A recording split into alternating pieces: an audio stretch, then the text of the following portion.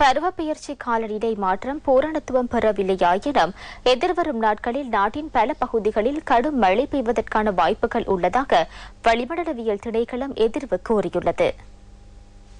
மத்திய சபர்கமுவ மற்றும் மேல் மாகாணங்களிலும் காலி மற்றும் மாத்திரை மாவட்டங்களிலும் எதிர்வரும் காலங்களில் மழை பெய்யக்கூடும் என வளிமண்டலவியல் திணைக்களம் குறிப்பிடுகின்றது.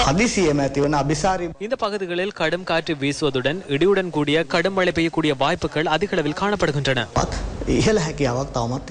மேல் மாகாணம் உள்ளிட்ட சில பிரதேசங்களில் அண்மையில் கடும் மழை பெய்ததை அடுத்து பருவப்பெயர்ச்சி காலநிலை ஆரம்பமாகியுள்ளதாக வளிமண்டலவியல் திணைக்களம் தெரிவித்தது. இந்த மழையுடனான காலநிலை தற்போது ஏன் வீழ்ச்சியடைந்துள்ளது?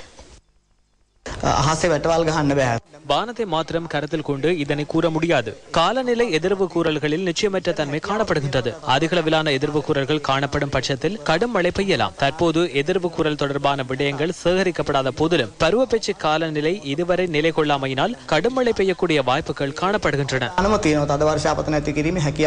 இன்று காலை 8:30 அளவில் நிறைவடைந்த 24 மணித்தியாலங்களில் நாட்டின் பல பகுதிகளிலும் மழை பெய்துள்ளது.